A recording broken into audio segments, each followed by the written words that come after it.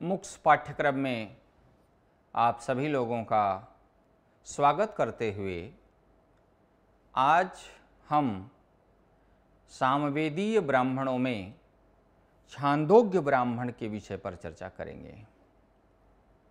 इससे पूर्व हमने तांड महाब्राह्मण, षड्विंश ब्राह्मण, सामविधान ब्राह्मण पर चर्चा किया है। छांदोग्य ब्राह्मण का सामवेद के ब्राह्मणों में अत्यंत महत्व है, इसलिए छांदोग्य ब्राह्मण का इस संदर्भ में, इस क्रम में हम परिचय करेंगे, उसकी विशिष्टता के बारे में जानेंगे तथा छांदोग्य ब्राह्मण में कौन कौन से विषय वर्णित हैं, उन सारे विषयों पर सामान्य दृष्टि से विचार करेंगे। सर्वप्रथम इस ब्राह्मण का स्थान ब्राह्मण ग्रंथों के संख्या के क्रम में छठवां है। यह ब्राह्मण दो भागों में प्राप्त होता है, जिसे छांदोग्य ब्राह्मण और छांदोग्योपनिषद ब्राह्मण के रूप में जाना जाता है। इसका पहला संस्करण 1890 में सामवेद के महान अन्वेषक आचार्य श्री सत्यव्रत सामश्रमी के द्वारा प्रदान किया गया और दूसरा संस्करण प्रोफेसर दुर्गा मोहन भट्टाचार्य जी के द्वारा 1858 में प्राप्त होता है। इसमें दो भाष्य प्राप्त होते हैं। छांदोग्य ब्राह्मण दो प्रपाठक के रूप में मिलता है। प्रथम प्रपाठक में 8 खंड हैं और द्वितीय प्रपाठक में भी 8 खंड यहाँ पर वर्णित हैं।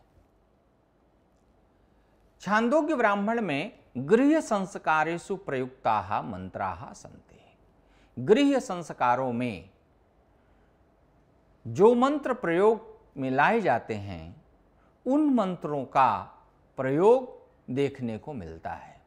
सामान्यतः एक गृहस्थ व्यक्ति गृह्य संस्कार में अधिक से अधिक संस्कारों का प्रयोग करता है समृद्धि के लिए। उनमें जिन मंत्रों का प्रयोग होता है, उन मंत्रों के बारे में यहाँ पर चर्चा की गई है। खादिर गृह्य सूत्र और गोभिल गृह्य सूत्र, ये सामवेद के गृह्य सूत्र हैं।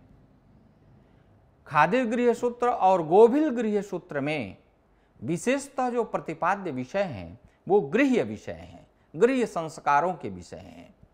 लेकिन उन संस्कारों के संपादन में इस ब्राह्मण के मंत्र मिलते हैं। आचार्य श्री शंकराचार्य जी इसे तंडिल शाखा से संबंधित मानते हैं। जैसा कि पूर्व में भी इस विषय पर चर्चा हुई है कि तांड महाब्राह्मण के आचार्य तंडी सामवेद के ब्राह्मण ग्रंथों के प्रवर्तक आचार्यों में प्रथम स्थान रखते हैं। आदि शंकराचार्य जी को जब हम देखते हैं, पढ़ते हैं, तो ये पता चलता है कि वो तंडिल या तंडी ऋषि के बारे में या तांड ब्राह्मण के बारे में सम्मान पूर्वक विचार प्रस्तुत करते हैं। प्रथमे प्रपाठके, इसके पहले प्रपाठक में विवाह, गर्भाधान, सीमंतोन्नयन, चूड़ाकरण, उपनयनादि संस्कारों के लिए जो मंत्र प्रयोग में लाए जाते हैं, उन मंत्रों की चर्चा वहां पर की गई है। और गृह संस्कारों में मुख्यतः 16 संस्कार, आचार्य पारस्कर के अनुसार 13 संस्कार, गौतम के अनुसार 48 संस्कार, इस प्रकार से और भी अन्य अन्य आचार्यों के अनुसार विविध प्रकार के संस्कारों को हम लोग देख सकते हैं। लेकिन उसमें जो मुख्य कर्म है, गर्भाधानादि, गर्भाधान मतश्च पुंसवनकम सीमंत जाताभिधम नामाख्यम सह निष्क्रमेण च तथा अन्नप्राशनम कर्म च चूड़ाख्यो व्रतबंधको प्यथ चतुर्वेद व्रतानाम व्रति वेदांतः सविसर्गकः परिणयः स्यात् षोडशी कर्मणाम। इस प्रकार से जो संस्कारों के विषय में जो चर्चा आई है, उन संस्कारों में से मुख्य मुख्य संस्कारों को संपादित करने के लिए कौन कौन से मंत्र प्रयुक्त होते हैं, उनके अर्थ क्या हैं, बड़ा ही आकर्षक तरीके से इस ब्राह्मण ग्रंथ में उसको प्रतिपादित किया गया है। साथ ही भूत बलि, जो पंच बलि इत्यादि की चर्चा आती है, उसमें भूत बलि भी है। नृयज्ञो अतिथि पूजनम, अध्यापनम, ब्रह्मयज्ञ, पितृयज्ञस्तु तर्पणम, होमो देवौ बलिर्भूतौ नृयज्ञो अतिथि पूजनम। तो भूत बलि की भी चर्चा है। आग्रहायणी कर्म, पिंड पितृदान या पितृपिंडदान, देवबलि होम, दर्श पूर्णमास, आदित्योपस्थान, नवग्रह प्रवेश, स्वस्थयन, प्रसाद इत्यादि के मंत्रों का वहां पर विधिवत वर्णन किया गया है। उनको पढ़ने से हमारी श्रद्धा उसमें स्वाभाविक रूप से बढ़ जाती है। इसमें 2 भाष्य हैं और दोनों भाष्यों का बड़ा ही रोचक प्रस्तुतिकरण है। अनुमति पूर्वक आरंभ है। अदिते अनुमन्यस्व सरस्वती अनुमन्स्व। कहते हैं मंगलाचरण से आरंभ होने चाहिए। यहां पर देवताओं से अनुमति लेकर के ग्रंथ का इसका आरंभ किया गया है। और प्रथम प्रपाठक के प्रथम खंड में 15 मंत्र दिए गए हैं, जिसमें देव सविता ये प्रथम मंत्र है, इमं त उपस्थम दूसरा। इस प्रकार से आगे आगे मंत्रों की चर्चा की गई है। दूसरे खंड में 21 मंत्र पाए जाते हैं और ये सभी मंत्र विवाह संस्कार में प्रयुक्त हैं। विवाह संस्कार में प्रयुक्त होने वाले जो मंत्र हैं वो अत्यंत आकर्षक हैं, क्योंकि उन प्रत्येक मंत्रों का प्रत्येक प्रकरण पर इतना सटीक और इतना प्रभावोत्पादक प्रयोग होता है कि जिसका अत्यंत महत्वपूर्ण स्थान इस संस्कार में है। तीसरे खंड में 14 मंत्र मिलते हैं। देव ध्रुवा, द्योतमानव इत्यादि का वर्णन वहां पर है।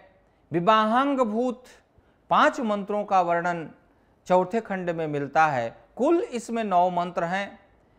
गर्भाधानांग भूत 4 मंत्र पाए जाते हैं और 5 मंत्र जो है विवाहांग भूत हैं।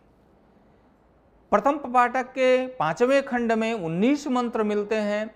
हरित युग्मोदरावलंबन, सीमंतोन्नयन इत्यादि विषयों पर वहां पर चर्चा की गई है। 6वें खंड में पंचत्रिंश 35 मंत्र मिलते हैं। चूड़ाकरण संस्कार की वहां चर्चा है। चूड़ा वर्षा तृतीयात पारस्कर लिखते हैं। गोभिल बड़ी अच्छे तरीके से वर्णन करते हैं अपने गोभिल गृह सूत्र में। इस प्रकार से इन सब संस्कारों की बड़ी ही विधिक व्याख्या की गई है, विधियों सहित व्याख्या की। उपनयन संस्कार के मंत्रों का वहां प्रयोग है। सप्तम खंड में 16 मंत्र मिलते हैं, जिसमें समावर्तन संस्कार, सूर्योपस्थान इत्यादि का वर्णन है। 8वें खंड में 16 मंत्रों की प्राप्ति होती है, जहां गवाम अनुमंत्रण है, गवाम प्रत्यनुमंत्रण है, वत्स ललाट लोहन है, विलयन होम है, वत्स मिथुन लक्षण है, लक्षणस्य अनुमंत्रण है, गवाम तंत्र अनुमंत्रणे प्राप्यते और तंत्र अनुमंत्रण का भी वहां वर्णन है। द्वितीय प्रपाठक के प्रथम खंड में 16 मंत्र हैं। सर्प बलि प्रदान, भू स्पर्शन, दर्भ स्तंभोपस्थापन और आज्य होम। आज्य होम की भी चर्चा है। आज सामान्य प्रयोग में भी जब कुशकंडिका के बाद प्रयोग शुरू होता है कर्मकांड में, तो आघा राज्य से प्रयोग शुरू होता है। आज बहुत से लोग जहां इच्छा करती है वहीं से हवन प्रारंभ कर देते हैं, लेकिन शास्त्रीय निर्देश जब हम देखते हैं तो वह आघा राज्य से ही शुरू होता है। प्रथम आघार की आहुति जाती है, जिसमें दो आहुति होती है। उसके बाद आज्य की आहुति जाती है, जिसमें 2 आहुति होती है। कुल मिलाकर के 4 आहुतियां होती हैं आघा राज्य में। इसके बाद ही हवन प्रक्रिया का प्रारंभ कर सकते हैं। तो बड़े ऐसे सारगर्भित विषयों की चर्चा यहाँ आज्य होम, ब्रीही हवि प्राशन का विधान यहाँ पर दिया गया है। दूसरे खंड में 16 मंत्र हैं जिसमें आग्रहायणी कर्म की चर्चा की गई है, चरु होम की चर्चा की गई है। सबसे पहले नवीन अन्न जो उत्पन्न होता है उस नवीन अन्न को कैसे अपने लिए प्रभाव उत्पादक बना सके, इसके लिए आग्रहायण कर्म की चर्चा है। सबसे पहले उस नवीन अन्न को हम देवता को समर्पित करते हैं, ऋत्विज को समर्पित करते हैं, उसके बाद वो प्रसाद स्वरूप हो जाता है, उसको प्राप्त करते हैं। द्यावा पृथ्वी इत्यादि यजु जप होम इत्यादि का प्रयोग। तीसरे खंड में 21 मंत्र हैं जिसमें उपघात होम, दक्षिणाग्र लेख का उल्लेखन, करशूणम उल्मुख स्थापन, पितरों का आवाहन, और चौथे खंड में 11 मंत्र मिलते हैं जिसमें भूमि ग्रहण है, आज्य का संस्कार है, कैसे हम आज्य का संस्कार करेंगे। आज्यावेक्षण अपद्रव्यतन निरसनम सामान्य विधि में वो बतलाया गया है, लेकिन उन सामान्य विधियों में जो मूल स्वरूप मिलता है वह यहाँ से मिलता है। आज्योत्पमन, दर्भ तृण भंजन, दर्भ जूटिका होम इत्यादि की चर्चा वहां है।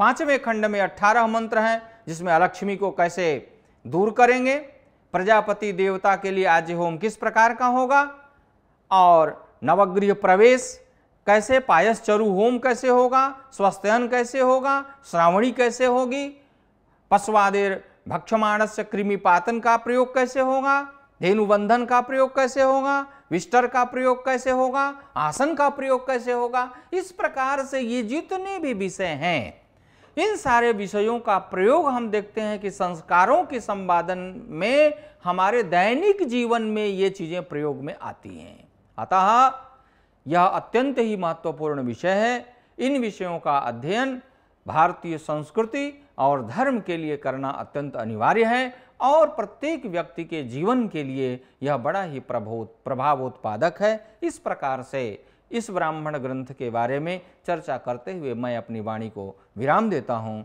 धन्यवाद।